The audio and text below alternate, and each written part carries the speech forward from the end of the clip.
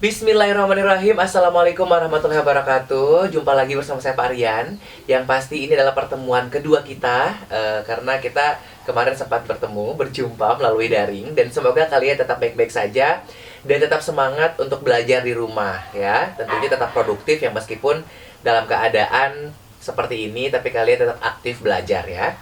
Baik, minggu lalu kita sudah pernah bahas tentang berapresiasi terhadap seni pertunjukan.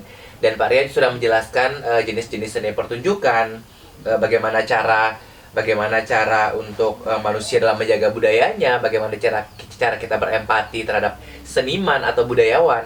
Itu yang minggu lalu ya, materi yang minggu lalu. Dan tentunya jangan lupa sebelum Pak Rian membahas tentang materi kali ini, jangan lupa kalian untuk tetap menjadi tugasnya untuk like, comment, and subscribe YouTube channel Pak Rian ini. Nanti kalian tinggalkan komentar kalian di bawah, nama lengkap, formatnya nama lengkap, kelas, dan nomor absen. Itu dia yang paling penting ya. Nanti Pak Rian cek siapa saja yang hadir atau yang menonton materi yang akan saya jelaskan. Baik, materi yang kedua ini kita masih tidak terlepas dari seni rupa, akan tetapi sekarang kita lebih ke menganalisis konsep, unsur, prinsip, bahan, dan teknik berkarya seni. Sekali lagi kita akan menganalisis konsep, unsur, prinsip, bahan, dan teknik dalam berkarya seni rupa ya. Yang pertama adalah konsep. Nah, konsep ini adalah hal yang sangat penting ketika kalian ingin membuat suatu karya. Bukan hanya karya seni rupa saja loh, tetapi semua karya ketika kita ingin menampilkan yang terbaik atau kita ingin membentuk suatu karya yang baik, tentu kita harus memiliki konsep sebagai penopang karya kita ya. Itu yang pertama, sebagai penopang karya kita. Terus konsep ini berkaitan dengan aktivitas pengamatan karya seni untuk menemukan sumber-sumber inspirasi, motivasi, estetika keindahan, bentuk, visual, komposisi, dan lain-lain. Jadi konsep ini sangat penting sebagai urutan pertama dalam menganalisis tersebut, yaitu yang pertama konsep. Yang kedua adalah prinsip. Prinsip apa yang dimaksud? Nah, prinsip ini termasuk dari keselarasan, kesebandingan, atau keseimbangan, irama, penekanan, segala macam itu termasuk ke dalam prinsip berkarya seni. Yang ketiga adalah unsur-unsur karya seni. Kita sudah pernah bahas, tetapi saya mengulangi lagi bahwa unsur-unsur karya seni itu ada garis atau line, ada shape atau ruang, ada tekstur, ada warna, ada penyajian bentuk dalam karya seni rupa murni ya. Dan desain kriya semuanya itu termasuk dalam unsur-unsur. Sementara kalau untuk bahan sendiri, bahan itu diperlukan sesuai dengan kebutuhan kita akan berkarya seni seperti apa. Jadi kita punya bahan, oke, siap garap. Tidak punya bahan, kita udah punya konsep tapi kita tidak punya bahan, ya percuma, harus seimbang ya. Dan terakhir adalah teknik pengerjaan. Ini yang paling penting.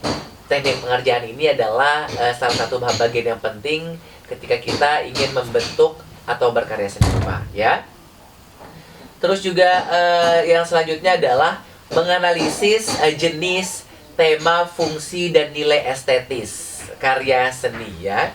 Nah, jenis-jenis karya seni rupa itu yang pertama ada seni rupa murni.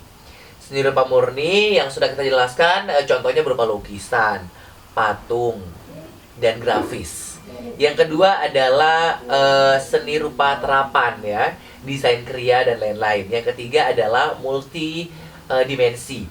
Multidimensi ini kayak performance, video art yang bentuknya seperti pertunjukan, itu termasuk dalam multidimensi. Dan tema itu penting banget. Tema itu disesuaikan dengan hasil karya kita. Tentunya kita udah memilih konsep, bahan udah ada, alat sudah benar, tekniknya kita sudah menguasai segala macam. Kita harus menentukan tema. Tema apa yang akan kita angkat untuk membuat suatu karya seni rupa. Karya seni rupa patung, temanya apa sih? Lukisan, ini apakah sesuai dengan tema atau tidak? Karena pada saat pameran nanti, hasil pameran kita atau hasil karya kita itu pasti dipamerkan sesuai dengan tema yang telah ditentukan oleh panitia. Jadi tema itu penting banget, disesuaikan dengan karya kalian masing-masing, ya. Itu penting. Dan selanjutnya adalah fungsi. Fungsi ini adalah sebagai ekspresi pengalaman estetis, memenuhi kebutuhan fungsional yang indah, ya. Memenuhi kebutuhan fungsional yang indah ini adalah sebagai banyak hal hasil-hasil karya seni rupa yang dijadikan hiasan atau pajangan di rumah, sehingga menjadi sesuatu yang sangat indah sekali. Nah, untuk tugas kaliannya cukup simpel sekali. Ini berkaitan dengan fungsi yang terakhir, yaitu fungsi sebagai memenuhi kebutuhan benda fungsional yang indah, ya. Jadi tugas kalian per masing-masing anak, masing-masing siswa itu membuat pajangan entah itu lukisan, bisa ditaruh di tembok, di meja, di manapun, menggunakan alat-alat atau bahan-bahan bekas, ya, menggunakan bahan-bahan bekas. Jadi membuat pajangan yang indah yang bisa dipajang di mana aja menggunakan bahan-bahan bekas. Satu orang satu hasil karya yang bagus. Paling lambat dikumpulkan hari Rabu minggu depan, ya. Jadi tidak ada pertanyaan lagi. Sekali lagi tugasnya adalah membuat suatu hasil karya yang berbentuk hasil karya yang indah sebagai pajangan yang bisa ditaruh di dinding, di meja, dimanapun, menggunakan dengan material bahan-bahan bekas. Paham? Terima kasih untuk hari ini. Wassalamualaikum warahmatullahi wabarakatuh.